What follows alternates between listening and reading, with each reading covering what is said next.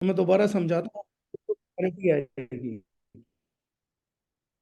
हाँ, रिकॉर्ड करके रख लो सर, अगली बार ये नहीं बताएंगे तो हम अपनी रिकॉर्डिंग खुद ही सुन लेंगे। जी सर। मैं दोबारा डिफाइन करता हूँ, ये बहुत क्रूशियल फैक्टर है अगर आप लोग नेटवर्क मार्केटिंग को एज ए करियर लेके चल रहे हैं तो। और कुछ चीजों से रिलेट करके दोबारा बताऊंगा, लोग दोबारा समझने की कोशिश करिएगा। नेटवर्क मार्केटिंग को कुछ लोग करते हैं शौक में, बस मजा आता है। कुछ लोग कर रहे हैं ट्रायल में कि ट्राई करके देखते हैं होगा या नहीं होगा। और तीसरे लोग कर रहे हैं करियर बनाने के लिए कि ये फील्ड उनको समझ में आया है और किसी पर्पस के साथ वो नेटवर्क मार्केटिंग को कर रहे हैं। ये एग्जांपल मैं दो जगह और जोड़ता हूं। हर व्यक्ति जो क्रिकेट खेल रहा है, उनमें से हर व्यक्ति क्रिकेटर बन के पैसा कमाने के लिए क्रिकेट नहीं खेल रहा है। कुछ खेल रहे हैं, उन्हें क्रिकेट खेलना अच्छा लगता है, शौक है, उनकी उम्र जा चुकी है, वो अभी भी खेल रहे हैं, बल्कि उस खेल पे खर्चा कर रहे हैं। अब उनको पता है कि उन्हें क्रिकेट से कोई इनकम नहीं आना, लेकिन महंगे बैट खरीदते हैं, पैड्स खरीदते हैं, बाकी कुछ करते हैं, हाँ स्पाइक्स खरीद रहे हैं, खर्चा कर रहे हैं, शौक पूरा कर रहे हैं। उनके लिए क्रिकेट करियर नहीं है, उनके लिए क्रिकेट शौक है। कुछ लोग क्रिकेटर बनना चाह रहे थे 20-21 साल से पहले। वो बैट बॉल उठा के प्रैक्टिस सेशंस में जाते थे, ट्राई करते थे। थोड़े दिनों बाद उन्होंने बोल दिया कि क्रिकेट में पॉलिटिक्स बहुत है, चांसेस नहीं मिल रहे। गाइडेंस नहीं मिलने के कारण कुछ बच्चे खत्म हो गए। कुछ बच्चों को घर से सपोर्ट नहीं मिला, उन्होंने कह दिया कुछ नहीं रखा, क्रिकेट विकेट में बड़ा मुश्किल काम है भाई, पहले कुछ लोगों में सेलेक्ट होना, वो भी छोड़ के चले गए, आउट हो गए। Similarly everyone who is going to school doesn't want to be a scientist. देखिए, पढ़ाई करके आप इस चीज को समझने की कोशिश करिएगा, सक्सेस का क्या मतलब है। मैं एक बार इंजीनियरिंग का एग्जाम किया, मेरा बहुत अच्छा रैंक आया। मैं अपने जीजा जी के पास पहुंचा और मैंने उनको बोला कि आपके हिसाब से मुझे इंजीनियरिंग में कौन सा स्ट्रीम लेना चाहिए। He is scientist, nuclear scientist है वो इंडिया के। तो मुझे लगा कि वो बहुत अच्छी गाइडेंस देंगे मुझे कुछ। उन्होंने कहा तेरा प्रेफरेंस क्या है, तू चाहता क्या है। तो मैंने कहा मैं स्टेबिलिटी चाहता हूँ, मतलब इंजीनियरिंग करके ऐसा ना हो कि जॉब ना करूं, घर बैठना पड़ जाए, ऐसा नहीं होना चाहिए मेरे साथ। बता रहा था, इंजीनियरिंग मेरिट पे की थी, डर से जो पता नहीं मेरी जॉब लगेगी नहीं लगेगी, क्योंकि आजू बाजू जितने लोगों को सुना था, असफल लोगों को, उन्होंने बताया था जॉब हासिल करना ही मुश्किल है। और ये जो मैं एग्जांपल दे रहा हूँ, अगर आप लोग समझा तो आप लोगों के लिए लाइफ चेंजिंग एग्जांपल है। ये कोई भी समझ लेगा उसके लिए लाइफ चेंजिंग एग्जांपल है। इस चीज ने मुझे लाइफ में फर्स्ट टाइम एम्पावर किया था। मैं डिसएम्पावर्ड था, मैं टॉपर था लेकिन डिसएम्पावर्ड था। मैंने इंजीनियरिंग में भी बहुत अच्छा किया था, लेकिन स्टिल मैं डिसएम्पावर्ड था। इस कम्युनिकेशन ने मुझे एम्पावर किया था। तो मैंने जीजा जी से पूछा मुझे कौन सा स्ट्रीम लेना चाहिए just in order to be stabilize in life. उन्होंने बोले, मैंने बोले तेरा क्या मानना है। तो मैंने कहा मेरा मानना है कि मुझे मैकेनिकल लेनी चाहिए, एवरग्रीन ब्रांच है, तो उसमें करियर बन ही जाएगा।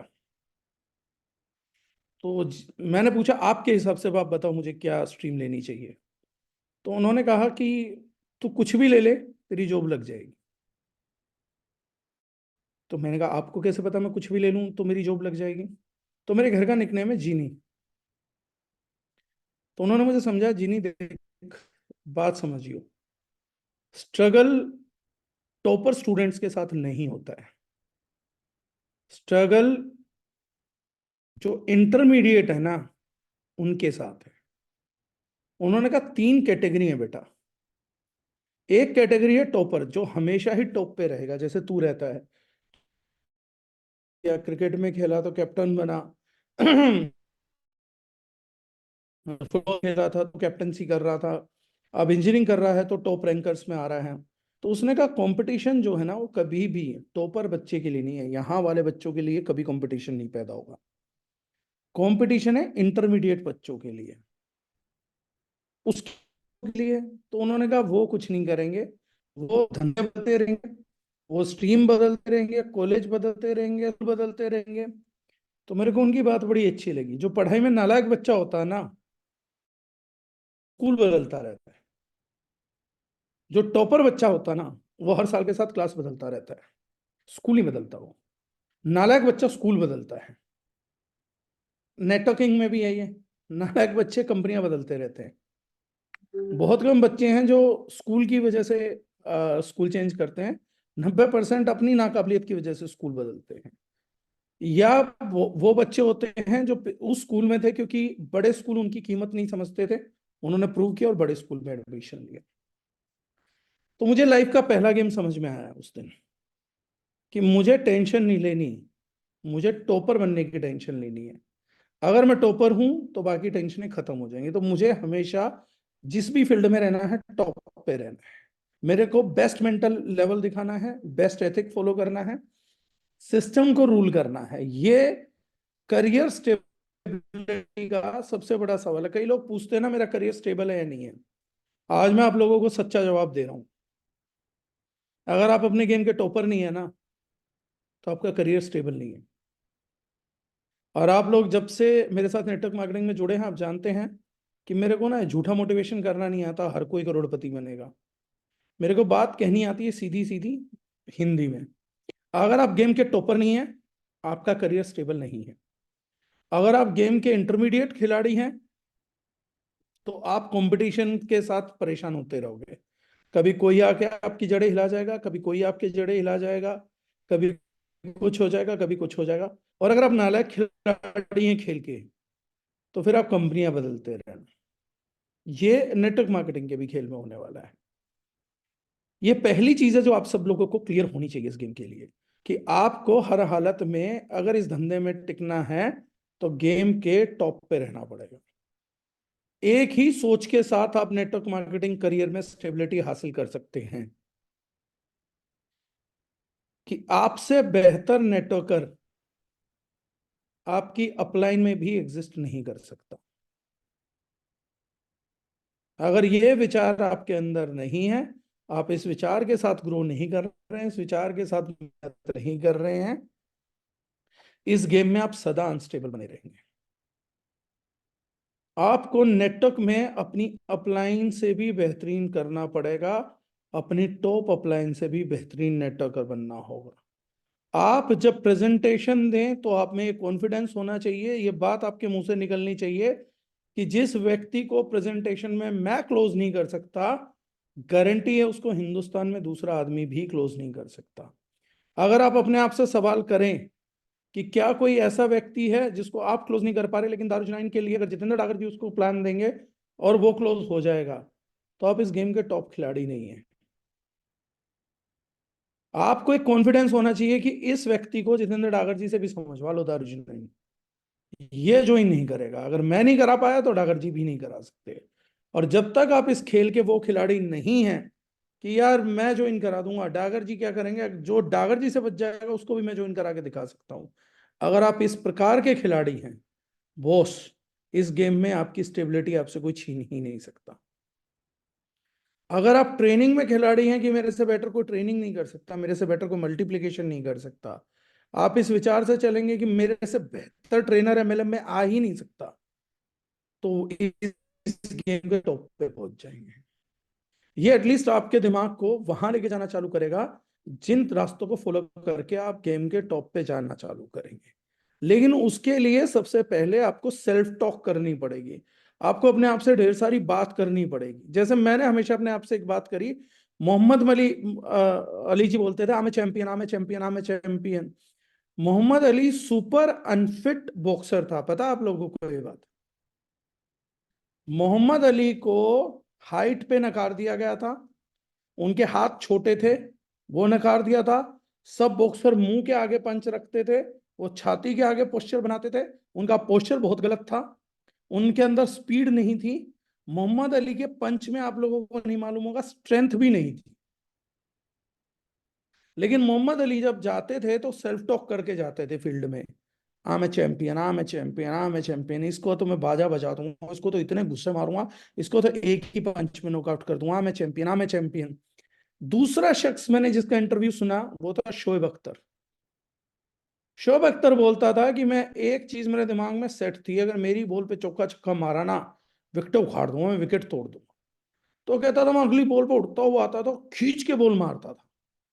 तो उसने कहा कि मेरा एक एटीट्यूड सेम हो गया था, अगर विकेट नहीं आई ना मैं छाती तोड़ दूंगा, मैं बोले मारता रहूंगा पेट के अंदर, छाती के अंदर, मैं आदमी को तोड़ दूंगा पूरा। तो उसका सेल्फ टॉक बहुत मजबूत था। तीसरा शख्स था वीरेंद्र सहवाग। शानदार सेल्फ टॉक, गाने गाता रहता था, बात ही नहीं करता था, मारता रहता था, मारता रहता था, मारता रहता था, गेम बदल के रख दिया उसने। इन तीनों लोगों की एक बात बताता हूं आप लोगों को जो आपने नोट नहीं करी होगी। ये तीनों ही अपने गेम के सुपर अनफिट खिलाड़ी हैं। मोहम्मद अली के पास एक बॉक्सर होने के गुण नहीं थे। शोएब अख्तर के पास एक बॉलर होने का गुण नहीं था। क्यों? एक टाइम ऑन टाइम डिलीवरी करनी होती है। शोएब अख्तर 30 गज से भागता हुआ आता था, दूर से भाग के आता था, इसलिए टाइम बहुत कंज्यूम करता था, इसलिए बाकी टीम पे प्रेशर पड़ता था कि जल्दी जल्दी ओवर खत्म करें। यह शोएब अख्तर की बॉलिंग से होता था। तीसरा वीरेंद्र सहवाग, जिसको खेलना ही नहीं आता था, टेक्निकल प्लेयर ही नहीं था, बस फोड़ना आता था, मारो मारो मारो मारो मारो। लेकिन एक और बात सच है, इन तीनों लोगों की फैन फॉलोइंग अमेजिंग थी। इन तीनों ने ही गेम बदल दिया था। और इन तीनों से एक चीज मैंने सीखी अपने नेटवर्क मार्केटिंग करियर के शुरुआत में। मैंने अपने आप को एक चीज मोटिवेट करनी चालू करा, जितेंद्र डागर तेरे से बेहतर नेटवर्क करनी है, तेरे से बेहतर नेटवर्क करनी है। और क्योंकि मेरे से कोई बेहतर नेटवर्कर था ही नहीं, इसलिए कभी कोई व्यक्ति मेरे दिमाग में अपने विचार डाल ही नहीं पाया। मैं अपने विचारों से चला और सक्सेस लेता चला गया। ये पहली चीज है जो आपको दिमाग में डालनी पड़ेगी, जो मैं कंक्लूड कर रहा हूं। पहले 2 पॉइंट कंक्लूड कर देता हूं। पहला पॉइंट, गेम के टॉप पे रहो, करियर की टेंशन भूल जाओ। जब तक गेम के टॉप खिलाड़ी नहीं बनोगे, आपको करियर की चिंता रहेगी, कोई छीन नहीं सकता आपसे। पॉइंट नंबर 2,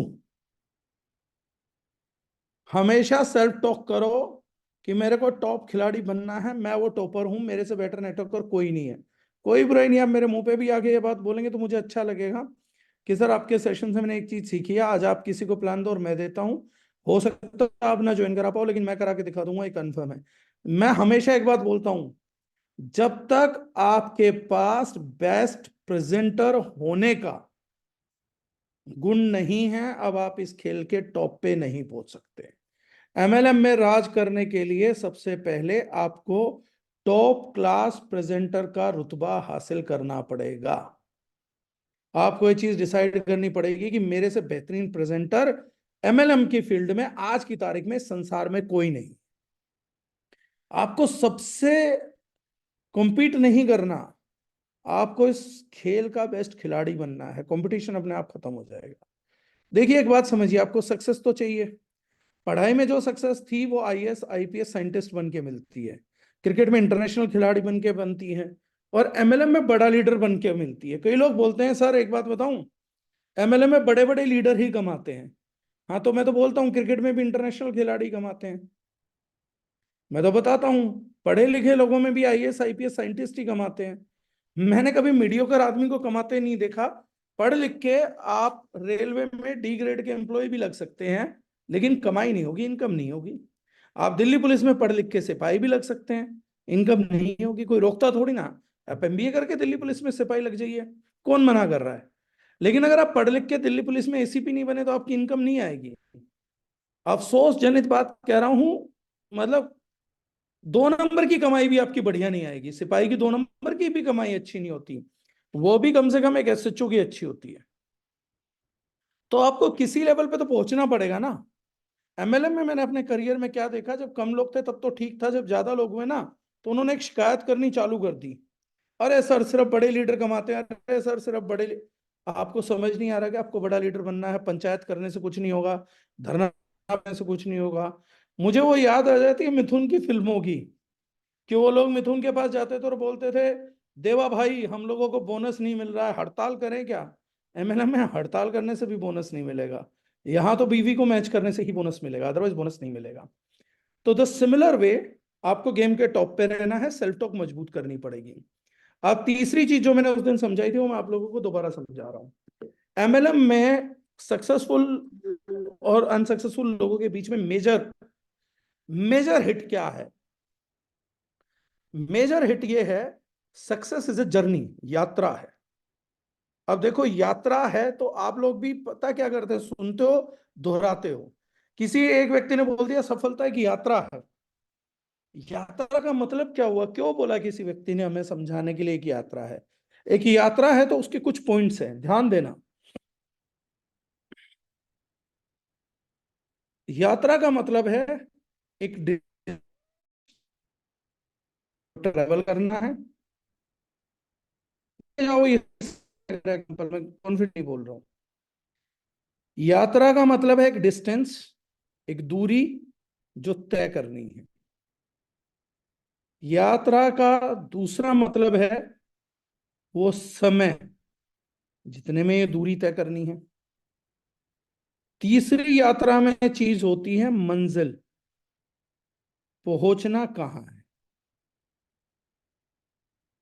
अगर आपको ये पता ही नहीं है आपको पहुंचना कहाँ है, तो आपको दूरी नहीं पता लगेगी और समय नहीं पता लगेगा।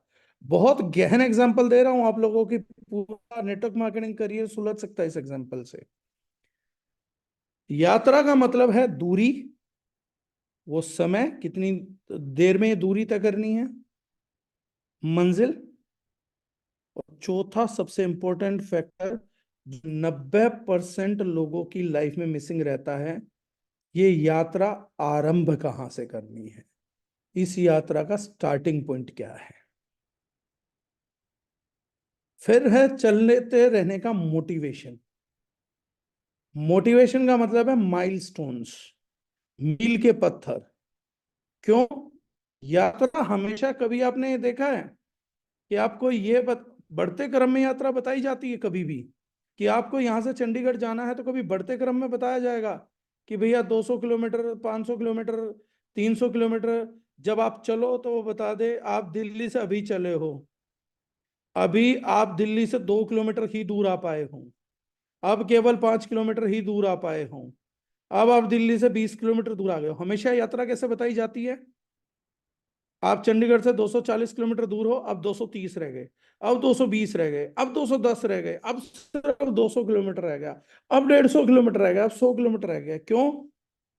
जब नंबर घटते हैं तो मस्तिष्क आपको मोटिवेशन देता है, जब नंबर बढ़ते हैं तो मस्तिष्क आपको डीमोटिवेशन देता है।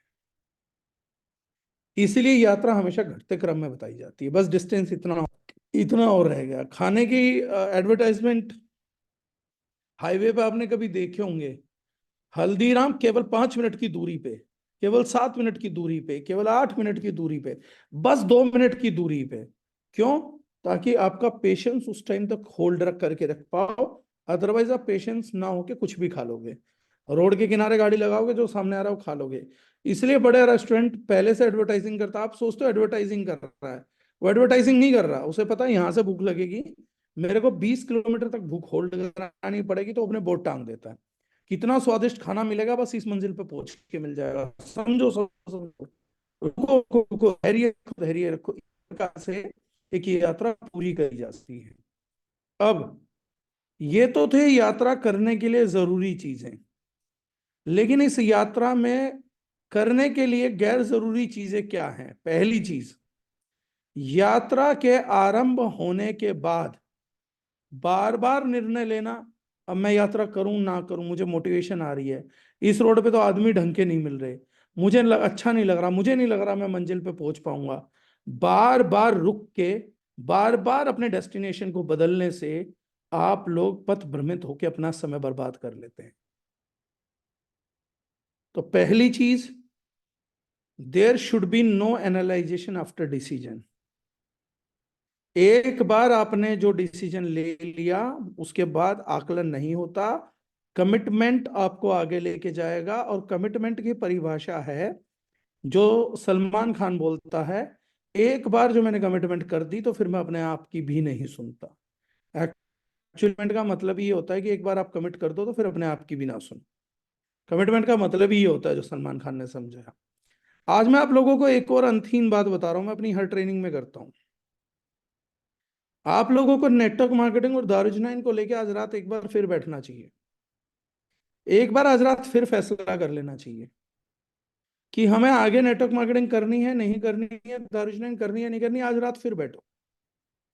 लेकिन अगर आज रात के बाद फिर कल एक बार भी सोचते हो, या कल से आगे एक बार भी सोचते हो कि किसी भी कारण से सोचते हो कि मैं नेटवर्किंग करूं या ना करूं, मैं दारुजनाइन ही करूं या ना करूं, तो आप लोग अपने आप को श्रेष्ठ मूर्ख बोल देना। आप आज 2 दिन लो, 3 दिन लो, 5 दिन लो, एक डेट कैलेंडर पे डाल लो कि इस दिन तक मैं कुछ काम नहीं करूंगा, मैं सिर्फ एक चीज सोचूंगा कि मुझे नेटवर्क मार्केटिंग करनी है या नहीं करनी है, दारुजनाइन करना है या नहीं करना है। और अगर 5 दिन बाद भी आपको ये लगता है कि नहीं मुझे नेटवर्क मार्केटिंग करनी है, नहीं मुझे दारुजनाइन करना है, उसके बाद आपको जीवन में कभी भी ये लगता है कि मेरा चुनाव गलत था, तो आप मूर्ख हैं।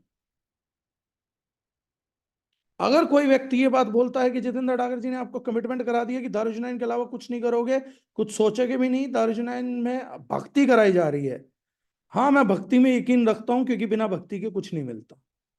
लेकिन आप बेवकूफ हैं जिनकी भक्ति रोज बदलती है। जो आदमी आपको ये बात बोल रहा है वो भी तो आपकी भक्ति को कहीं और लेके जाना चाहता है। आप उसे बोलो भक्ति तेरे साथ भी नहीं, और बता। तो इस दुनिया में जिसने जो भी हासिल किया है, भक्ति से ही किया है, कमिटमेंट से ही किया है। बिना कमिटमेंट के कोई यात्रा ना तो आरंभ करी जा सकती है ना खत्म करी जा सकती है। तो एक बार यात्रा आरंभ हो जाए तो कमिटमेंट मजबूत होना चाहिए। कमिटमेंट का मतलब होता है नो एनालाइजेशन आफ्टर डिसीजन। अगर आज भी आपको लगता है कि आपको कुछ एनालाइज करने की जरूरत है, कहीं आपसे दारुजनाइन चुन के गलती तो नहीं हो रही, तो आज दोबारा बैठो ना अपने साथ, टाइम लगाओ। आपको लग रहा है नेटवर्क मार्केटिंग चुन के गलती तो नहीं हो रही, तो आज टाइम लगाओ, दोबारा बैठो अपने साथ, कहाँ समस्या आ रही है। लेकिन अगर आज रात भी आपका जवाब ये है कि नेटवर्क मार्केटिंग करनी चाहिए, दारुजनाइन करनी चाहिए, तो कल अगर आप नेटवर्क मार्केटिंग के खिलाफ कुछ सुन रहे हैं या दारुजनाइन के अलावा कुछ सोच रहे हैं, तो आपसे श्रेष्ठ मूर्ख का पैदा होना पे बड़ा मुश्किल हो जाएगा। आप श्रेष्ठतम मूर्ख। अगली चीज, अगली चीज है डिस्ट्रैक्शन। इस यात्रा की दूरी आपको पता थी, पता था उतनी देर में दूरियां हो सकती थी, लेकिन फिर भी आप उतनी देर में दूर तय नहीं कर पाए, उतनी ही स्पीड से भाग के नहीं कर पाए। क्यों? कभी लेफ्ट कभी राइट, कभी लेफ्ट कभी राइट, नया रास्ता ढूंढने के चक्कर में। बोलते हैं ना there are no shortcuts in success. अरे शॉर्टकट इन सक्सेस तभी होगा ना जब जर्नी सक्सेस की होगी। जर्नी में तो शॉर्टकट होगा। तो शॉर्टकट क्यों बोलते हैं? आप एक रूट पे हो, जो पता है आपको एथिकल रूट क्या है, सिस्टमेटिक रूट क्या है, लेकिन कभी सिस्टम से लेफ्ट, कभी सिस्टम से राइट, कभी अपने आप को। हमेशा बात बोलता हूँ, आज आप लोगों को भी एक बड़ी गजब की बात बोल रहा हूँ, जिंदगी भर मेरी मेंटरशिप को नहीं भूलोगे। इस बात को ध्यान रखना। आज के बाद मैं तुम्हें हिंदुस्तान की पब्लिक की वो साइकोलॉजी बता रहा हूं जिसे आज के बाद आप चारों तरफ देखोगे और कहोगे यार डागर सर ये बात बहुत सही बोलते हैं, और ये बात आपको किसी बुक में नहीं मिलेगी। 99% इंडियंस, मुंह पे बोल रहा हूं ये बात, चेक कर लेना, धनवान नहीं होना चाहते। 99% Indians, they don't wish and they don't want to be rich, they wants to be intelligent. वो बुद्धिमान बनना चाहते हैं। हमारे देश में आप अमीर हो या ना हो, आपने अगर अपनी बुद्धिमानी दिखा दिया, जिसे दूसरी भाषा में बोलूं, अगर आप शाणे हो ना, तो आप अमीर होना भी नहीं चाहते। आप बस ये साबित करना चाहते हो मैं सबसे शाना हूं, चाहे पैसा है या नहीं है। तो जिन लोगों के पास पैसा नहीं होता, मैं आज बता रहा हूं, इस देश में जो आदमी शाना है ना, कभी भी चेक कर लेना उसकी जेब खाली मिलेगी। इंटेलिजेंट, पैसे वाला आदमी को प्रूव नहीं करना होता कि वो इंटेलिजेंट है, वो प्रूवन इंटेलिजेंट होता है। लेकिन जिसकी जेब में पैसा नहीं होता ना, वो बार बार प्रूव कर रहा होता है कि मैं इंटेलिजेंट हूं, मैं शाना हूं, देख मैंने ये कर दिया, देख मैंने वो कर दिया। जो आदमी अपनी बुद्धि के गुणगान ज्यादा गा रहा है ना, इसका मतलब है कि उस आदमी की जेब में पैसा नहीं है। इंटेलिजेंट होने से ज्यादा जरूरी होता है रिच होना। रिच होने पे ध्यान लगाओ बॉस, अमीर बनने के फॉर्मूले पे जाओ। How to stay rich, how to be rich. That is major important thing. तो लोग क्या करते हैं, बुद्धिमान दिखने के चक्कर में ना शॉर्टकट लगाते हैं।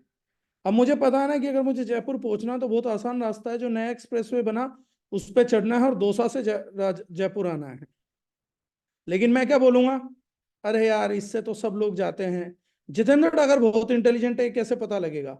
तो पहले मैं जाऊंगा दिल्ली से मेरठ, मेरठ से जाऊंगा मैं आगरा, आगरा से नया रूट बना के मैं आऊंगा कहीं पे दौसा, दूसा फिर आऊंगा जयपुर, तो मैं पहुंचूंगा 2 दिन में। लेकिन कम से कम मैं इतना इंटेलिजेंट तो हूं, मैंने वो रूट तो नहीं लिया जो सब ले रहे थे, वो रूट तो मैंने कम से कम नहीं लिया। और यही मैंने सबसे बड़ी मूर्खता कर दी। ये एक चीज है जो आपके नेटवर्क मार्केटिंग करियर को डिस्टर्ब करेगी। अब मैं आता हूं इनकी टेक्निकल पॉइंट्स पे। अगर आप नेटवर्क मार्केटिंग में पैसा कमाना चाहते तो पैसा कमाने को एक यात्रा मान लेते हैं। आज आपकी यात्रा आरंभ हो रही है जब आपकी जेब में एक डायरी बना के लिख लेना ये बात, जब आपकी मंथली इनकम 0 रुपए है, 100 रुपए है, 200 रुपए है, 5,000 है, 10,000 है, 15,000 है, 20,000 है, एक डायरी बनाओ जो आपको आपका आईना दिखाए और उसमें लिख लो कि आज मैं ये यात्रा आरंभ इतने रुपए से कर रहा हूं। और एक लिखो मंजिल कि मेरे को इतने लाख रुपए महीना कमाना होगा, 2 लाख, 5 लाख, 10 लाख, 20 लाख, 50 लाख, 1 करोड़, 2 करोड़, 5 करोड़, 50 करोड़, 500 करोड़ महीना, 50,000 करोड़ महीना, जो भी आपको लिखना लिखो। तो सबसे पहले आपको अपनी आरंभ लिखना है, दूसरा आपको अपनी मंजिल लिखनी है, फिर बीच में आपको माइलस्टोन्स लिखने हैं, और फिर टाइम लिखना है कितने टाइम में, राइट। ये सबसे पहले आपको तय करना होगा। इस यात्रा को प्रारंभ करने से पहले आपके पास ये रिटर्न में होना चाहिए। और सबसे पहला माइलस्टोन उसको हाईलाइट कर लो कि यार अगर 50,000 रुपये महीना आने लग गए ना तो लाइफ सेट। पहले तो पढ़ा मुझे 50,000 रुपये महीने पहुंचना, 20,000 पे पहुंचना, 25 पे पहुंचना है, 50 पे पहुंचना है। एक चीज ध्यान रखना, इस यात्रा का चलने का तरीका है। पहले माइलस्टोन में सबसे कम टाइम लगना चाहिए। अगर आप पहले माइलस्टोन तक पहुंच जाओगे ना, आज आप लोगों को बता रहा हूं, 99% चांस है आप आखिरी माइलस्टोन तक पहुंच जाओगे। 99% लोग पहले माइलस्टोन तक ही नहीं पाएंगे। ये milestone तक पहुंच जाओ तो मेरा आखिरी माइलस्टोन तक पहुंचने की काबिलियत है। जॉब में क्या फर्क होता है? जॉब में आज आप 25,000 की जॉब से आरंभ करो और आप लिखो कि मेरे को एक दिन 20 लाख रुपए महीना कमाना है, आप ये मंजिल तय कर लो। लेकिन जॉब की लिमिटेशन क्या है? आप 3, 4, 5 लाख रुपए के माइलस्टोन को ही क्रॉस नहीं कर पाओगे, चाहे जो मर्जी करो।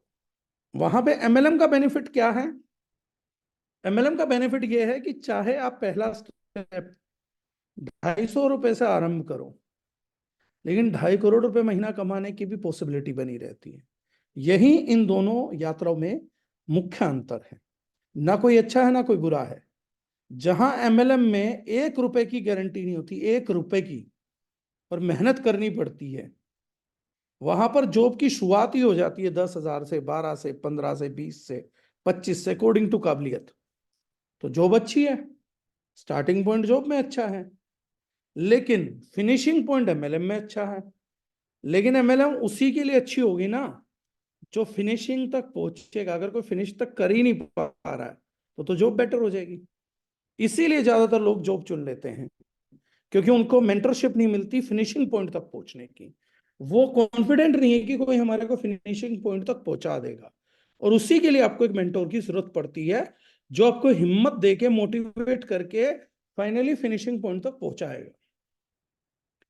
और सबसे पहली काबिलियत जो हमारे को पैदा करनी है कि हमारे को अपने स्टार्टिंग पॉइंट तक पहुंचना, तो सबसे पहले स्टार्टिंग पॉइंट डिफाइन करो। आपको लाइफ में आज बता रहा हूं, एक और चीज ध्यान से दिमाग में डाल लो और लिख लो। आपको बेस्ट प्रोडक्ट की जरूरत नहीं है, आपको बेस्ट प्लान की जरूरत नहीं है, आपको बेस्ट कंपनी की जरूरत नहीं, बेस्ट की जरूरत नहीं है। आपको अच्छे प्रोडक्ट की जरूरत है, आपको अच्छे प्लान की जरूरत है। हाँ, आपको बेस्ट मेंटोर की जरूरत पड़ेगी, mentor should be best. Best mentor कुछ भी कर सकता है लाइफ में। आपको प्रोडक्ट अच्छा चलेगा, प्लान अच्छा चल जाएगा, मेंटोर बेस्ट मिल जाए, परफॉर्मेंस बेस्ट दो, तो आप बेस्ट लाइफ में पहुंच जाओगे। आपको सबसे बड़ी जरूरत स्टार्टिंग पॉइंट पे पहुंचने की, प्लान एवरेज चल जाएगा, प्रोडक्ट एवरेज चला लोगे। आज आप देखते होंगे कि बहुत घटिया घटिया कंपनियों में लोग काम कर रहे हैं, छोड़ के नहीं आ रहे। क्यों? क्योंकि वो सेकंड स्टार्टिंग पॉइंट पे, कुछ थर्ड स्टार्टिंग पॉइंट पे। लेकिन जो व्यक्ति पहले स्टार्टिंग पॉइंट पे नहीं पहुंचा है ना, वो वापसी मुड़ के आ सकता है, क्योंकि वो अपना फर्स्ट स्टार्टिंग पॉइंट ही कैप्चर नहीं कर पाया। इसीलिए मैंने कहा 99% फेलियर हमेशा फर्स्ट स्टार्टिंग पॉइंट से निकले। आपका फोकस होना चाहिए कि मेरे को अपनी फर्स्ट स्टार्टिंग पॉइंट की इनकम जल्दी जल्दी लेनी है। और अगर आप एक अच्छे टीम लीडर बनना चाहते हैं, तो आपको अपनी टीम की कोर टीम के सभी लोगों का फर्स्ट चेक पॉइंट माइलस्टोन पता होना चाहिए। और एक लीडर को अपने दूसरे लीडर को प्रोड्यूस करने के लिए जो करना पड़ता है, वो ये करना पड़ता है कि उनको उनके फर्स्ट चेक पॉइंट तक पहुंचने में मदद करो। पहुंचाओ मत, पहुंचेगा हर आदमी खुद। उनकी मदद करो, उनके पीछे पड़ो, उनके फॉलो अप लो। और अगर कोई आदमी अपनी फर्स्ट माइलस्टोन तक पहुंचने की जल्दबाजी नहीं दिखा रहा है, तो उसको अपनी टीम की कोर में जगह मत दो। ये दूसरी गलती है बीइंग ए लीडर जो नहीं करनी। राइट। अब आते हैं तीसरे पॉइंट पे, डिस्ट्रक्शन क्या है। देखिए, पैसा ना दो तरीके की चीजें पैदा करेगा। ग्लैमर एक ऐसी चीज है, हर प्रकार का glamour इंसान को चाहिए। मैं अगर एक व्यक्ति से पूछूं, ऐसा ही एक सवाल है कि would you like to marry Katrina Kaif, तो बंदा बोलेगा हाँ। फिर मैं पूछूंगा कैटरीना कैफ के साथ साथ आपकी शादी कियारा आडवाणी से भी हो जाए, तो दोनों एक साथ, तो बंदा बोलेगा वो भी। सारा अली खान, वो भी। अनन्या पांडे, वो भी। अगर सारी मिल सकती हैं तो सारी दे दो। That is result of glamour. But क्या विक्की कौशल को सारी मिली? क्या कैटरीना कैफ एकमात्र खूबसूरत थी? क्या सिद्धार्थ मल्होत्रा को सारी मिली?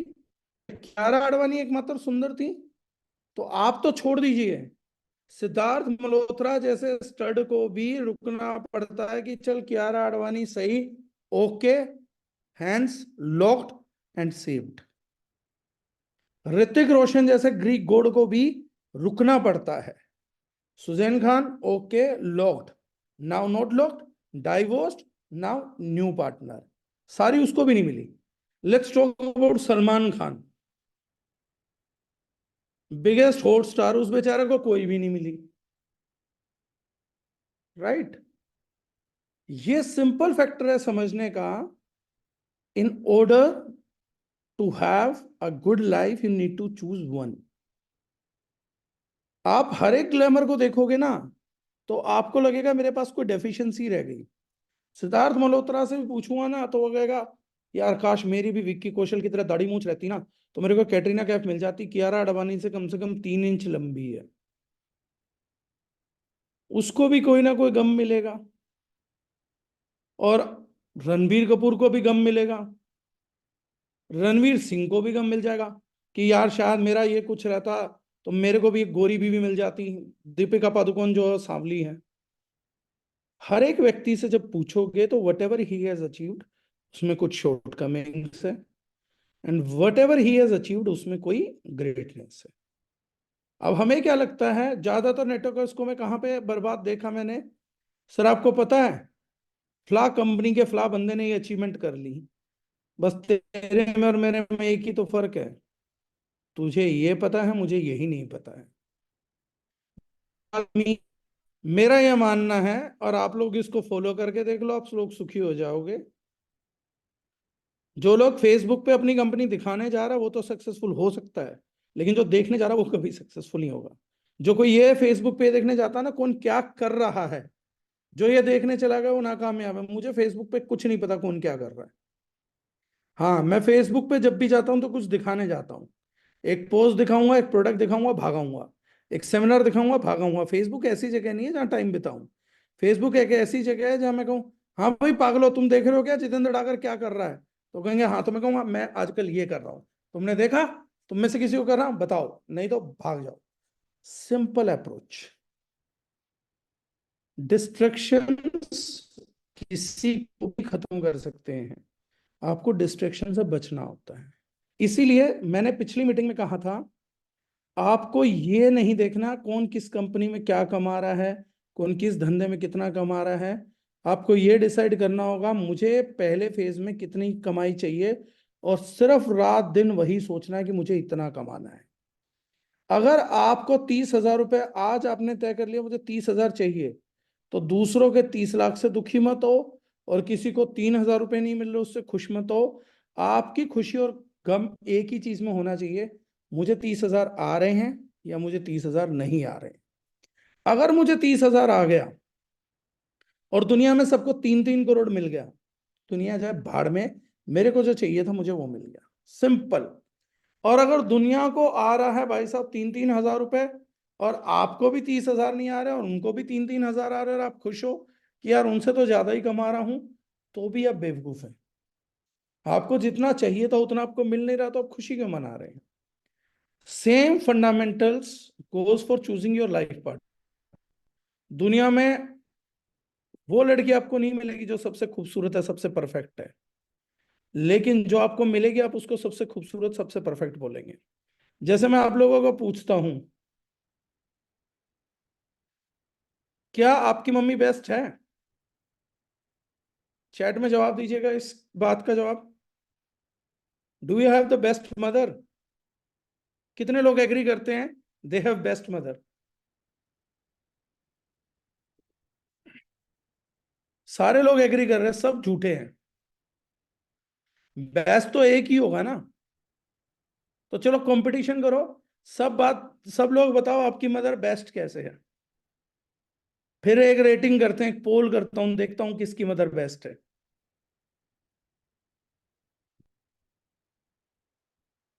बताओ। बेस्ट तो एक ही होगी। पर यहां तो सब झूठे हैं, सब कह रहे हैं मेरी मदर बेस्ट है, मेरी माँ बेस्ट है, मेरी माँ बेस्ट है। तो कैसे बताओ, चलो प्रूव करते हैं इस पॉइंट को।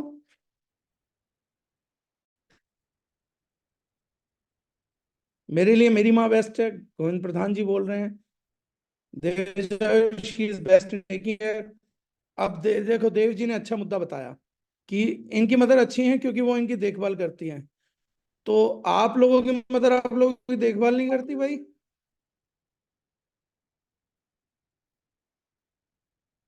तो लोग बोलेंगे हमारी भी करती है।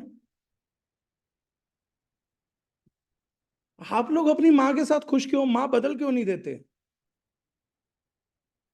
ये सब लोग बेस्ट माँ बोल रहे हैं, एक दूसरी ट्राई करो।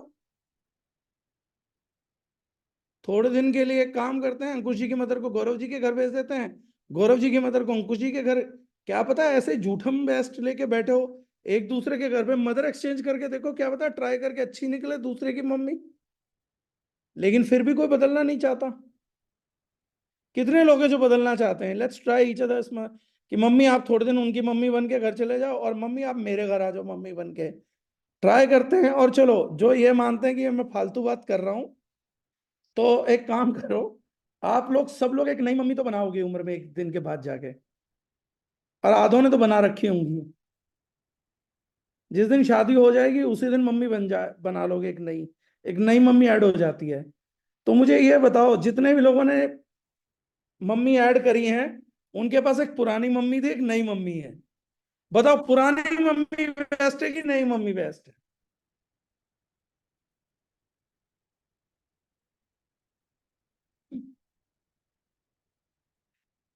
Old mummy. सुधीर जी तलाक कराएंगे अपना, खुले में लिख रहे हैं, कह रहे ओल्ड मम्मी बेस्ट है। इन्हें तलाक से डर नहीं लगता।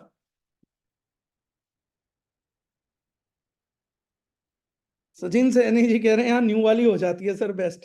सचिन जी की भी शादी नहीं होगी इसलिए न्यू वाली बेस्ट बता रहे हैं ये। ओल्ड वाली रहेगी बेस्ट, तो न्यू वाली तो बतानी पड़ती है कि बेस्ट है। सी नई मदर बना के भी जिसने अपनी बेटी दी है, मैंने ये नहीं कहा सर न्यू से भी सीखने को मिलता है, मैंने ये नहीं कहा कि न्यू से सीखने को नहीं मिलता, बिल्कुल मिलता है, लेकिन मैंने ये नहीं कहा उसके बेस्ट नहीं बोलोगे आप। बेस्ट वही वाली रहेगी जो परमात्मा ने दी है। जबकि हम जानते हैं ना वो सबसे अमीर है, ना सबसे खूबसूरत है, ना सबसे ज्यादा देखभाल करी है, ना सबसे ज्यादा डेडिकेटेड थी, ना सबसे ज्यादा डिवोटेड थी। वो बेस्ट है क्योंकि वो मेरी माँ है। बस सिंपल। अपनी माँ को बेस्ट बताने के लिए कोई लॉजिक नहीं चाहिए, कोई तर्क नहीं चाहिए।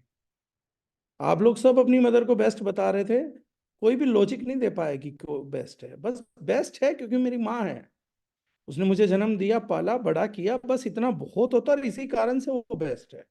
इस संसार में कभी भी वोट करा लेना, कभी भी एग्जाम्पल दे देना, कभी लड़ाई झगड़ा करा लेना, इस स्टैंड के साथ हर कोई टिकना चाहेगा मेरी माँ से बढ़िया कोई नहीं, माँ माँ होती है, माँ से ऊपर कुछ नहीं होता। इस चीज पे हर आदमी टिकना चाहता है। इस धरती पे कोई बहस नहीं करना चाहता कि उसके वाली बेस्ट नहीं है। यानी हम में से हर व्यक्ति के पास बेस्ट माँ है, और हम सब खुश हैं, और सबके पास अपनी अपनी बेस्ट माँ हो सकती है। कि इस संसार में सब लोगों के पास अपनी अपनी बेस्ट इनकम भी हो सकती है, बशर्ते जैसे आप अपनी माँ की तुलना किसी और से नहीं करते, अपनी कमाई की तुलना करना भी छोड़ दें। एमएलएम से सबसे पहले आप ये डिसाइड करिए कि आपको कितने तक पहुंचना है।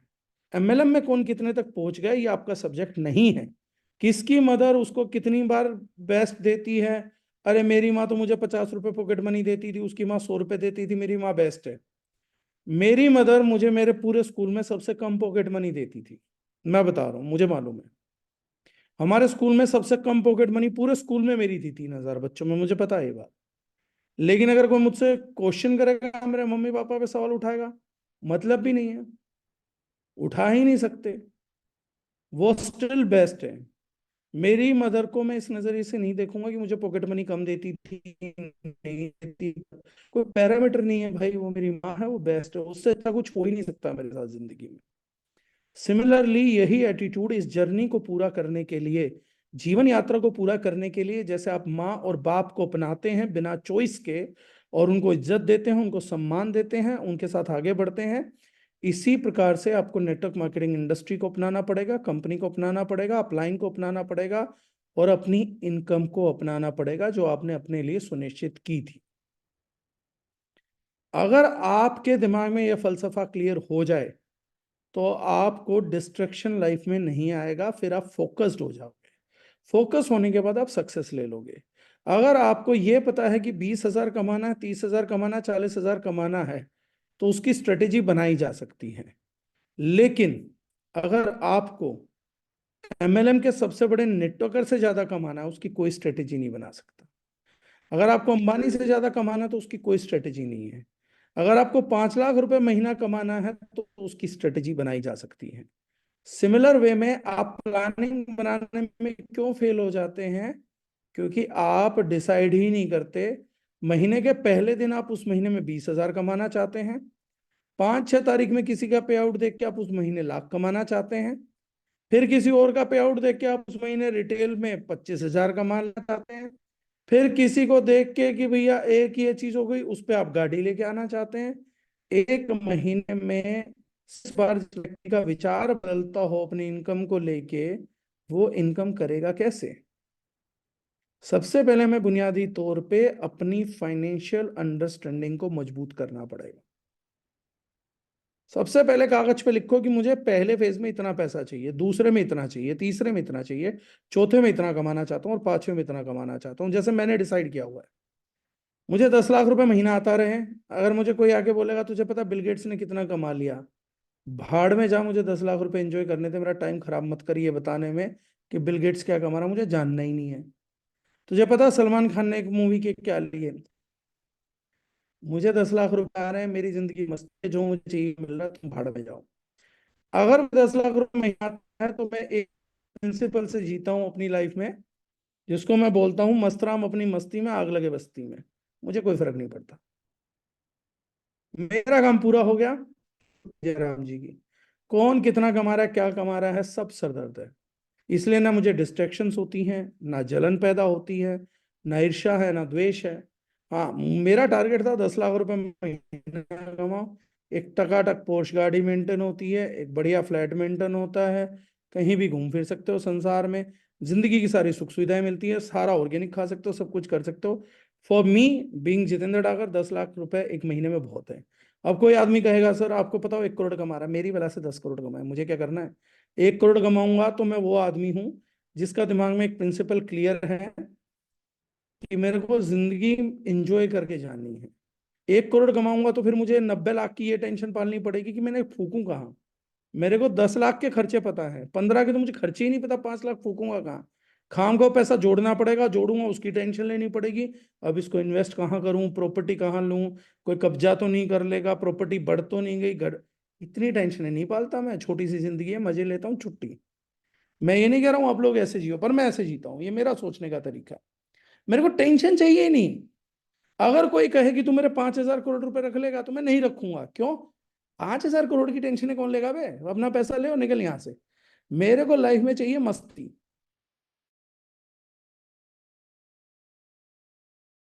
मेरे नहीं है। ये भी एक टेंशन है कि भैया 1 करोड़ रुपए महीना आ रहा तो 90 लाख रुपए कैसे फूकू, क्या करूं उसका। अब 90 लाख रुपए फूकना नहीं आएगा। अब 90 लाख रुपए फूक नहीं पाऊंगा तो और टेंशनें होने लग जाएंगी। लोग समझते हैं कि पैसा फूका जा सकता है, ऐसे नहीं फूक सकते। जब तक आपके अंदर अय्याशी ना हो तो पैसा नहीं फूका जा सकता। You have a limited budget expenditures, उसके ऊपर नहीं जा सकते। आप क्या करोगे? ट्रैवलिंग देख कर लोगे, दुनिया देख लोगे, 5 स्टार में रुक जाओगे। 10 लाख में सब हो चुका होता है। जिन्होंने नहीं किया उन्हें नहीं पता, मैंने किया है तो मैं जानता हूँ। इसी प्रकार से आपको अपनी कोई डेडलाइन बनानी पड़ेगी। 2 लाख, 5 लाख कब तक पहुंचना है, उस पर स्ट्रेटेजाइज करना पड़ेगा। अगर आप वो स्ट्रेटेजी बना लेते हैं तो आप वो अटेन करेंगे जो बुक्स में लिखा हुआ, जो सफलता के लिए पहली चीज चाहिए, जिसका नाम है फोकस। आपको सक्सेस के लिए फोकस चाहिए, और फोकस आएगा अपनी इनकम को डिफाइन करने से कि कितनी इनकम मेरे को चाहिए, और उसके बाद दुनियादारी भूल जाओ। 5 महीने में अगर आपको 30,000 चाहिए ना, तो आपको 5 महीने में 30,000 चाहिए। इस बीच अगर किसी ने BMW ले ली, वो हमारी बला से रोड रोलर खरीद ले, हमें कोई चिंता नहीं। मैं एक एग्जांपल देता हूं। एक हरियाणा की बस में एक बंदा चढ़ा, उसने सिगरेट निकाली, सिगरेट ली, लाइटर ऑन किया, और सामने एक बुजुर्ग बैठा हुआ था। तो उस बुजुर्ग से पूछा, बोला ताऊ, बुरा ना मानो तो सिगरेट पी लूं? तो ताऊ ने कहा मेरी बला से चाहे तू गौ तो आपको क्या करना है, आपकी आइडियोलॉजी क्लियर। जब मैं सिगरेट नहीं पी रहा, मैं गोमूत्र नहीं पी रहा, मेरी बला से कोई आग पी ले, मुझे कोई मतलब नहीं है। The simplest reason for not getting success in direct selling is you have not defined your money, you have not identified your money, you are working on someone। Sir मुझे लाइफस्टाइल चाहिए, मुझे कोई दिक्कत नहीं है, लाइफस्टाइल लीजिए। पर आप में से आज कितने लोग हैं जो ये बता सकते हैं कि उन्हें एग्जैक्ट क्या लाइफस्टाइल चाहिए? आप लोगों की लाइफस्टाइल की डेफिनेशन ही रोज बदल जाएगी। आज आपका लाइफस्टाइल ज्यादा से ज्यादा कहां पहुंचेगा? आज आप लोगों का लाइफस्टाइल पहुंचेगा, मैं कहूंगा बेटा हाईएस्ट साइड पे लाइफस्टाइल चाहिए आपको, क्या लोगे? तो आप कहोगे सर एक घर, एक बंगला, एक ऐसा बंगला जिसमें हेलीकॉप्टर उतर सकता हो, एक प्राइवेट जेट चाहिए। ठीक है। अब एक साल में 2024 में एक न्यूज आएगी, एलन मस्क ने अपने लिए एक प्राइवेट UFO तैयार कर लिया है। वो अर्थ से मार्स पे जा सकता है, मार्स से अर्थ पे आ सकता है।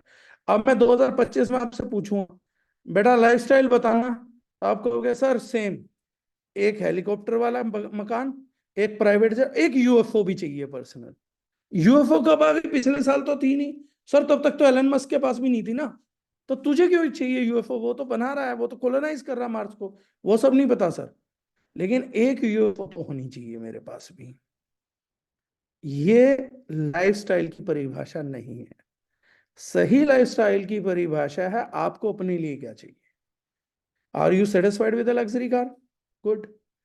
मेरे पास एक MUV है पोर्श की, एक SUV है Ford Endeavour, I am more than happy.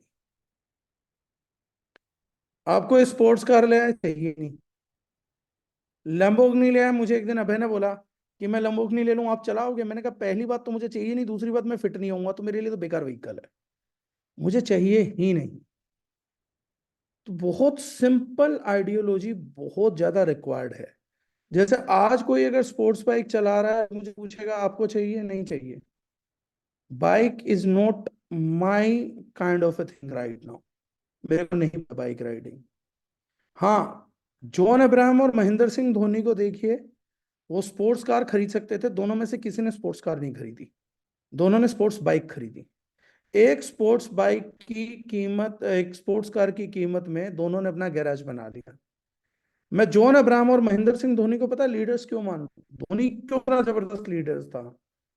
सारी दुनिया का पैसा होने के भी महेंद्र सिंह धोनी को एक बात लाई थी, मुझे गाड़ियां नहीं बाइक खरीदनी है। जबकि अंबानी से वो मिलता है तो अंबानी के घर पे एक भी बाइक नहीं है, 165 स्पोर्ट्स कार थी। लेकिन धोनी ने कहा भाड़ में गया अंबानी, अंबानी अंबानी नहीं बनना मुझे, मुझे बाइक चलानी पसंद है। तो धोनी ने बाइक्स बनाई। C focus, सॉर्टेडनेस।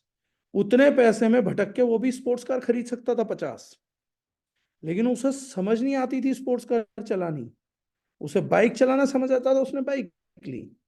वहीं पे जब आप विराट कोहली को देखोगे, विराट कोहली को स्पोर्ट्स कार पसंद है, स्पोर्ट्स बाइक नहीं है। विराट कोहली कितना भी अमीर हो, उसके लिए रत्ती भर पैसा है, 20 लाख 25 लाख 30 लाख, उसके महीने में फोन के बिल आ जाते हैं 20 लाख के। लेकिन उसने एक भी स्पोर्ट्स बाइक नहीं ली ये सोच के कि धोनी और जॉन अब्राहम के पास कितनी स्पोर्ट्स बाइक है। उसको स्पोर्ट्स कार चलाने का शौक है, वो स्पोर्ट्स कार लेके आया। और कितनी स्पोर्ट्स कार है विराट कोहली के पास? 3। क्या वो 30 खरीद सकता है? हाँ। क्या वो अंबानी की तरह 160 स्पोर्ट्स कार भी खरीद सकता है इस टाइम? हाँ। लेकिन अगर उसने ऐसा किया तो क्या होगा? उसका सारा पैसा खत्म हो जाएगा। तो क्या उसने बेवकूफी करी? नहीं। क्या विराट कोहली एक एंटेला बना सकता है? हाँ। तो बनाता क्यों नहीं? क्योंकि मेंटेन नहीं कर पाएगा। हर व्यक्ति बेटा अपने हिस्से का लाइफस्टाइल चुन के बैठा हुआ है। रविंद्र जडेजा का अलग लाइफस्टाइल है। जहां विराट कोहली ने अनुष्का शर्मा से मैरिज करी, रविंद्र जडेजा ने घरेलू औरत से शादी करी। उसकी मैसेज एक अलग तरीके का पहनावा रखती है, विराट कोहली की अलग रखती है, रोहित शर्मा की बिल्कुल अलग रखती है, केएल राहुल की अलग रखती है। एक ही टीम में 4 क्रिकेटर 4 लाइफस्टाइल जीते हैं और चारों खुश हैं। वो इसलिए खुश हैं क्योंकि उन्होंने अपने पैसे और अपने लाइफस्टाइल को सॉर्ट आउट कर लिया, हमें यही चाहिए। हर अमीर आदमी को देखिएगा, वो एक दूसरे की कॉपी नहीं करते हैं, वो अपने अपने स्टाइल से जीते हैं। सलमान खान इतना बड़ा स्टार है, उसके पास बंगला नहीं है, फ्लैट में रहता है।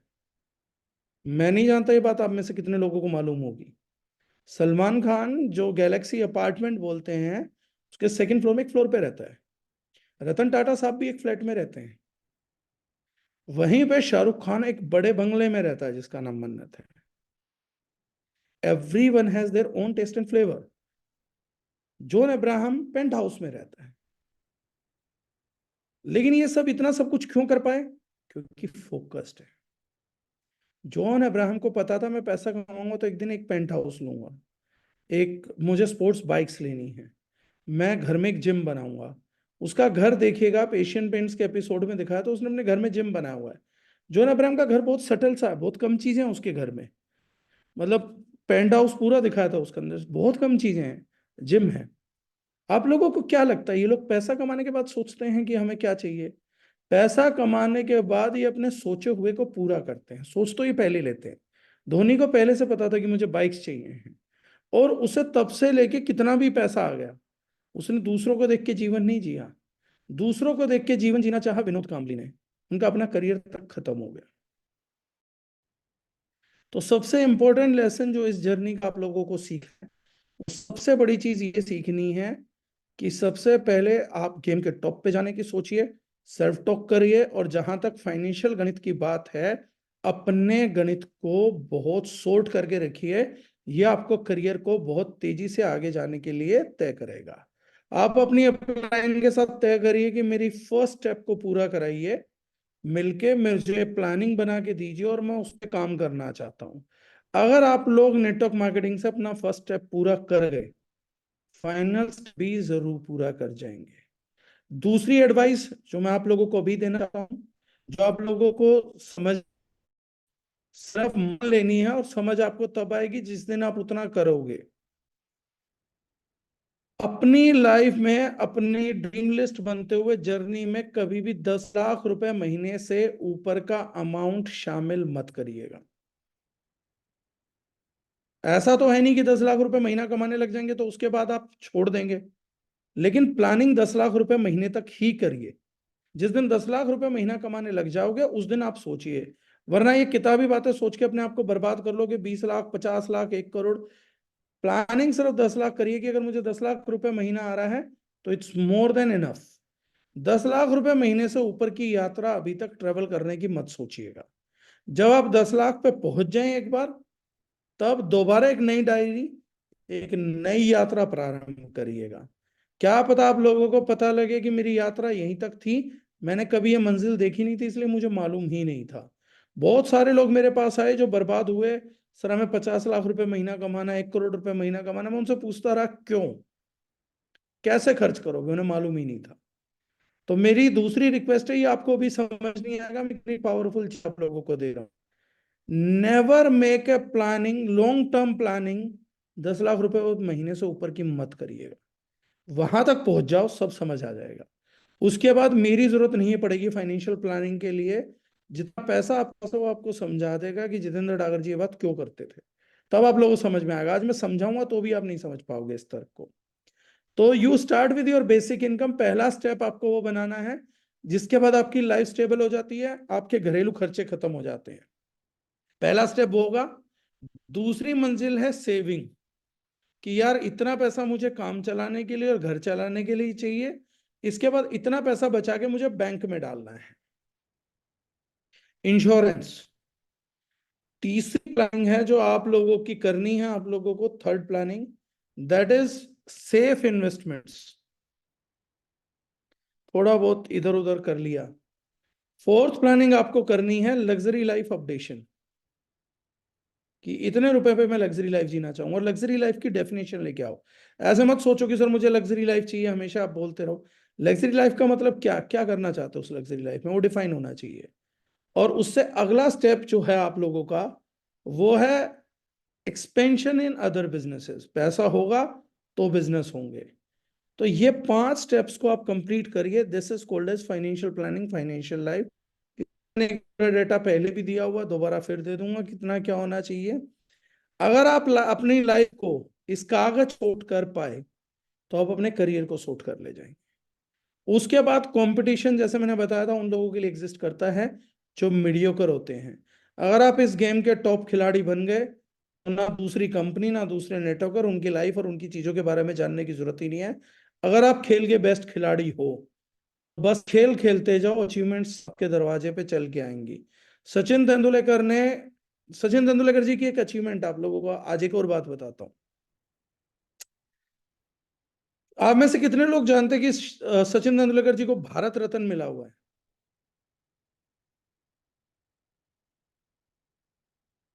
कितने लोगों को पता है ये कि सचिन तेंदुलकर भारत रत्न अवार्डी हैं? सुधीर त्रिपाठी जी को मालूम है, नवीन गुप्ता जी को मालूम है, रेखा शर्मा जी को, देव जयवीर जी को, गोविंद प्रधान जी को। एक इंटरेस्टिंग क्वेश्चन पूछ रहा हूं आप लोगों से, आज आप लोगों को समझ में आएगा जो मैं समझाना चाह रहा हूं। सचिन तेंदुलकर से पहले वो कौन सा स्पोर्ट्स पर्सन था इंडिया में जिसको भारत रत्न मिला था? आप गूगल की मदद ले सकते हैं। जो भी व्यक्ति उस स्पोर्ट्स पर्सन का नाम बताएगा जिसको सचिन से पहले भारत रत्न अवार्ड मिला है, उस व्यक्ति को मेरी तरफ से वे प्रोटीन आइसोलेट का डब्बा 2 किलो वाला फ्री। नवीन गुप्ता जी ने बताया मेजर ध्यानचंद।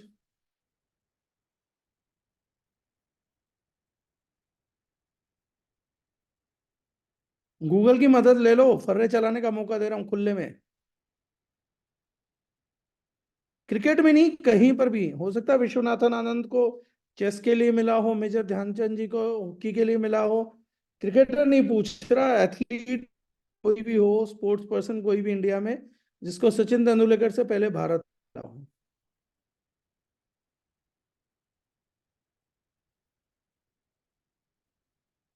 चलो, आप लोग गूगल करके भी जवाब नहीं ढूंढ पाए। अब मैं जवाब देता हूं। इसी चीज में मेरे सवाल का जवाब है। सब लोगों ने लिखा सचिन ही है सर। आपको पता है स्पोर्ट्स पर्सन को सचिन से पहले भारत रत्न अवार्ड क्यों नहीं मिला? कोई ये बताएगा?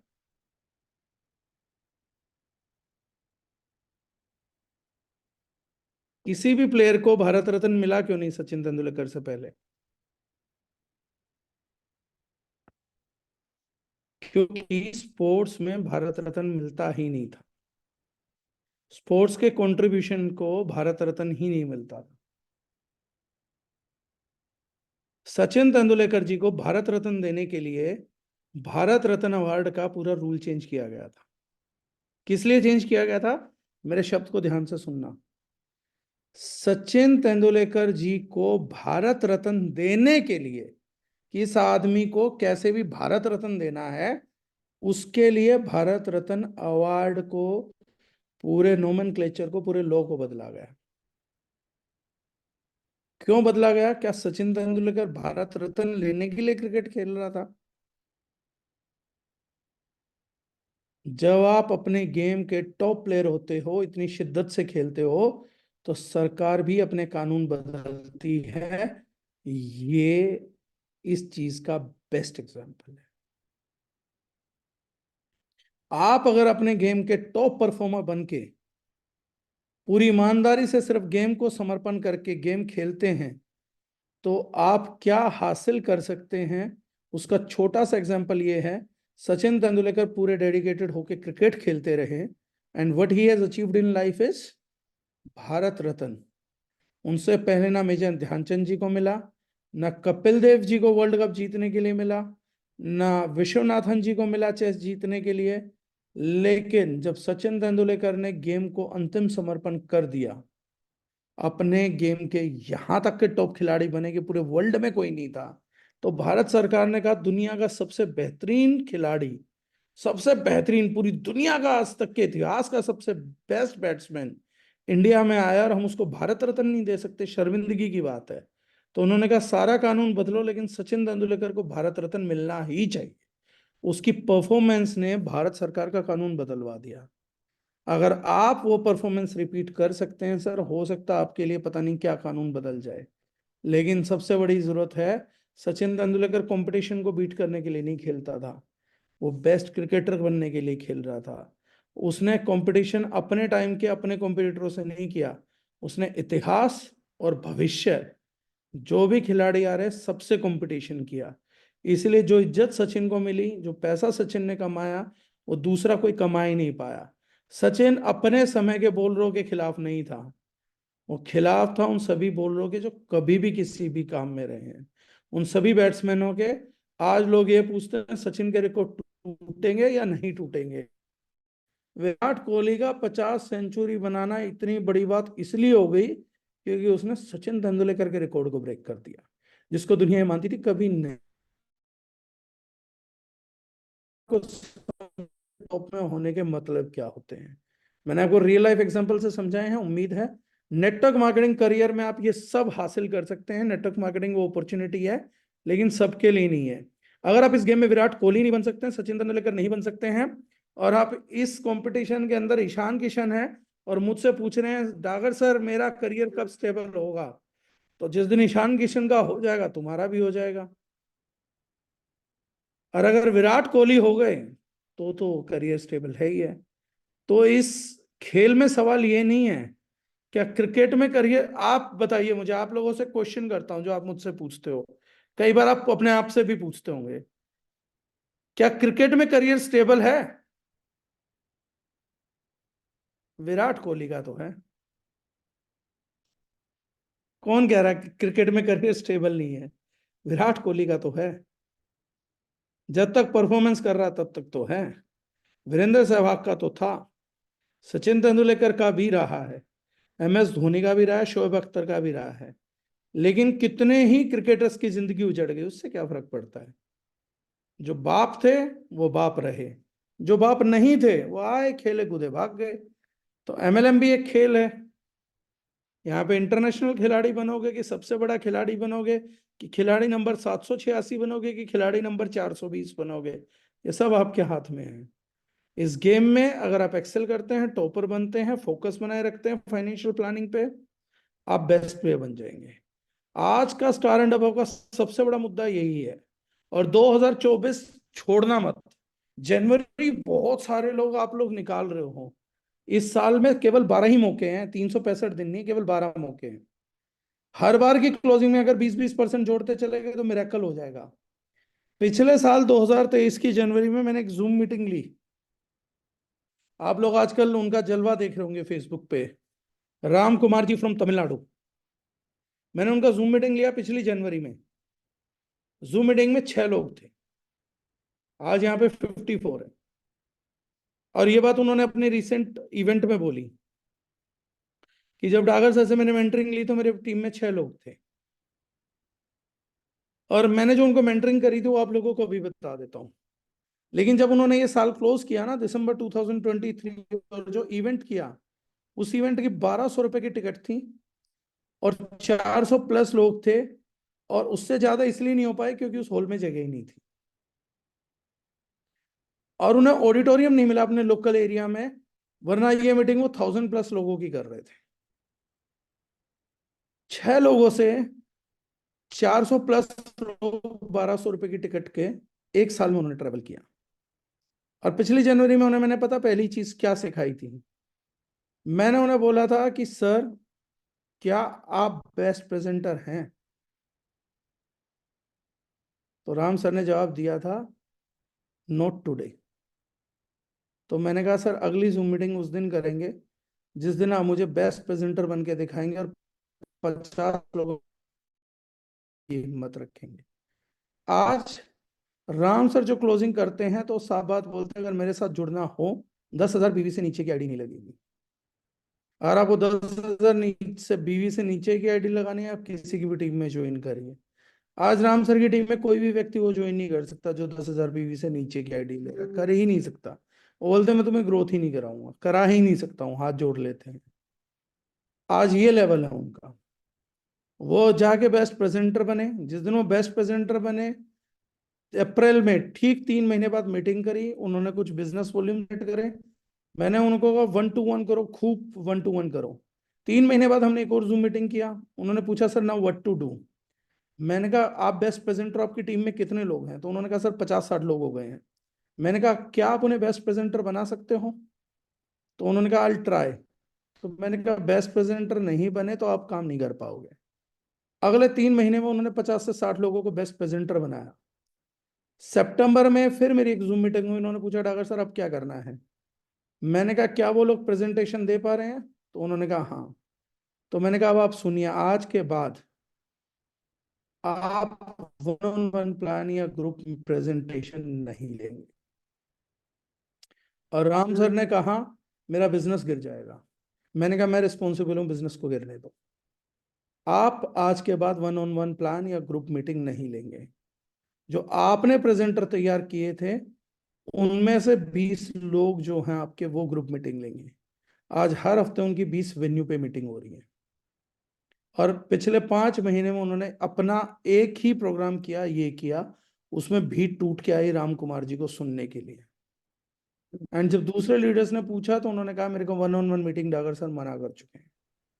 एक साल में 12 अपॉर्चुनिटी थी, केवल 3 अपॉर्चुनिटी कैश करी सिंसियर लेवल पे, and we change the game. आज वही चांस आप लोगों के पास है। आज आप लोग अगर गेम के बेस्ट प्लेयर बन के गेम चेंज करने की तरफ जाओगे तो होगा। करियर स्टेबल है। अगर आप MLM के टॉप खिलाड़ी हो तो आपका करियर आपसे कोई नहीं छीन सकता। और अगर आप इस खेल के मीडियोकर खिलाड़ी हो तो कंपटीशन आपका गेम छीन लेंगे, आपकी स्टेबिलिटी खा जाएंगे। और अगर आप इस खेल के रद्दी खिलाड़ी हो तो आपका तो कंपटीशन को भी छीनने की जरूरत नहीं है, आप खुद ही इधर से उधर, उधर से इधर, इधर से उधर कंपनियों में घूमते फिरते रहोगे, गोल गोल चक्कर काटते रहोगे, जैसे लेब्राडोर कुत्ता अपनी पूंछ के पीछे घूमता है। पहुंचोगे कहीं नहीं, ना पूंछ मिलेगी, बस घूमते रहोगे, घूमते रहोगे, घूमते रहोगे। सो इस जनवरी में एक चीज को डिसाइड करो, एक रॉक सॉलिड परफॉर्मेंस शुरू हो। इससे बड़ा मैसेज ये देना होगा कि इस साल में मैं शुरू हुआ हूं। मेरी स्टेटमेंट को दोबारा सुनो। ये मैसेज मत दो अपने आप को कि ये साल शुरू हुआ है। इस साल को मैसेज दो कि मैं शुरू हुआ। This is me starting in January 2024। I am marking this date, this is my beginning. और ये जनवरी 2024 मेरी शुरुआत, और ये मेरा चेक है। आपने दार्जिलिंग किस दिन ज्वाइन करी थी वो कोई मैटर नहीं करता, लेकिन जनवरी 2024 को शुरुआत डिक्लेयर कर दो कि ये मेरी शुरुआत थी, जिस दिन मेरी खोपड़ी में बैठ गया था कि अब इस खिलाड़ी खेल का बेस्ट खिलाड़ी बनना है, अब एमएलएम खेल का बेस्ट खिलाड़ी बनना है। उस दिन मैंने डागर सर से कंपटीशन पाल लिया था कि इनसे बेहतर ट्रेनिंग, इनसे बेहतर प्रेजेंटेशन मैं करके दिखाऊंगा। अंकुश सर से ज्यादा मेहनत मैं करके दिखाऊंगा। कुलदीप जी से ज्यादा बेटर मैं मेहनत करके दिखाऊंगा। दीपक जी से ज्यादा मेहनत मैं बेटर करके दिखाऊंगा। बेस्ट प्रेजेंटर का मतलब है, सुधीर जी एक लक्ष्य लिया कि मेरे को अपनी टीम में 50 ज्वाइनिंग करनी है इस तारीख तक, तो 50 ज्वाइनिंग उतनी तारीख तक कर ली। बेस्ट प्रेजेंटर है, क्योंकि प्रेजेंटर एडिशन करेगा, ट्रेनर मल्टीप्लीकेशन करेगा। तो पहले मल्टीप्लीकेशन करने से पहले एडिशन करना पड़ेगा, एडिशन को ही मल्टीप्लाई किया जा सकता है। तो हर आदमी का करियर एक ही जगह से चालू होता है, वो होता है प्रेजेंटर बन के। तो जो लोग पहली सीढ़ी पे हैं, बी द बेस्ट प्रेजेंटर। दूसरी चीज, सबको अप्रोच करो। तू भी प्लान देख, तू भी प्लान देख, ये अप्रोच मत करो मैं तुम्हारा प्लान देखूंगा तुम मेरा देख लेना। भाड़ में गया उसका प्लान, हमें क्या करना है। तू मेरा प्लान देख, वो बोलता नहीं मैं भी तुम्हारा अपना दिखाऊंगा। तो उससे बोलो प्यार से, BHAAD भाड़, MEIN में, JA आओ, जाओ भाड़ में जाओ। तो वो बोले नहीं तुम दिखाओगे अपना प्लान तो मैं भी दिखाऊंगा। बोल चल तेरा लेवल है क्या, तू मुझे प्लान दिखा, शुट भाग, नेक्स्ट, चलो भागो। जीवन में सफल होने के लिए विनम्रता बहुत जरूरी है, थोड़े से एटीट्यूड के साथ, ये बहुत ज्यादा जरूरी है। तो 2024 में अपनी जर्नी को मार्क करो, अपने मोटिवेशन को दोबारा स्टार्ट करो। अपने आप का, मैंने कहा ना, नो एनालाइजेशन आफ्टर डिसीजन, ये प्रिंसिपल्स को लाइफ में उतारो। जनवरी 2024 में इन्हीं सिद्धांतों पे जिंदगी गुजारो कि ये अब सिद्धांत बन गया लाइफ में, पलट के नहीं देखूंगा। और ज्यादा नहीं, मुझे एक साल फॉलो करो, जो मैंने आज बोला उसको, इन सिद्धांतों को। अगर एक साल में आप सबका इवेंट में 1200 की टिकट पे 500 लोग नहीं आ रहे हुए, तो मैं जिम्मेदार हूं। लेकिन अगर आप कुछ करोगे ही नहीं, और अगर आप 400 लोग बैठा गए, तो मुझे चीफ गेस्ट के तौर पे मत बुलाना, चीफ स्पेक्टेटर के तौर पे बुलाना। मैं देखने आना चाहता हूं कि आदमी बिना मेहनत के काम में आप कैसे होता है। क्योंकि मेरी 18 साल की एक्साइटमेंट है कि मुझे एक बार वो आदमी देखना जो कामयाब तो हुआ पर मेहनत ना करी हो। मुझे अभी तक वो मिला नहीं है, तो मुझे मिलाओ, मुझे दिखाओ। अब कई लोग बोलते हैं नेताओं को देख लो, वो करप्शन कर करके यहाँ तक पहुंच गए, उन्होंने तो मेहनत नहीं करी। तुम एक बार नेता तो बन के दिखा दो मुझे संसद के, मैं तुम्हारी करप्शन को भी सैल्यूट करूंगा। तुम संसद तक पहुंचने की सोच के दिखा दो, चलो, मैं तो उस सोच को भी सैल्यूट कर दूं। जिस दिन मुझे कोई आदमी कहता है ना सर मैं MP बनने का विचार कर रहा हूं, मैं तो उस दिन भी सैल्यूट कर दूंगा मेहनत को। किसी ने इतना विचार कर लिया, संसद तक पहुंचने का विचार ना हेमोग्लोबिन को 500 से 0 पे ले आता है। आपकी शरीर में तो है ही मुश्किल से 12-15 ग्राम, तो वो तो कभी भी जल फूक के राख हो जाएगा। तो बड़ी सिंपल साधारण सी थॉट है बॉस। जो करप्शन की कमाई खा रहा ना आज, वो भी मेहनत करके करप्शन की कमाई खा रहा है। वो आदमी तो करप्शन की भी कमाई नहीं खा पाता जो मेहनत नहीं करता। स्कूल में जिसने मेहनत नहीं करी, करप्शन की कमाई भी नहीं खा पाता। करप्शन की कमाई भी वही आदमी खा रहा जो मेहनती था स्कूल में। ये बड़ा सिंपल सा सिद्धांत है। बाकी तो लोग कहते वो, तो मैं जवाब नहीं देता। जवाब तो ना, मैं सबकी बातों के लिए घूमता हूँ। तो आज से जनवरी 2024 में अपने आप के इस मैसेज को खत्म करिए कि नया साल शुरू हुआ है। साल को ये मैसेज दीजिए कि नया मैं शुरू हुआ हूं, और वो असर इस जनवरी 2024 की क्लोजिंग में देखने को मिलेगा। Let's start together, let's build together. जनवरी 2024 से दिसंबर 2024, 12 मौके हैं।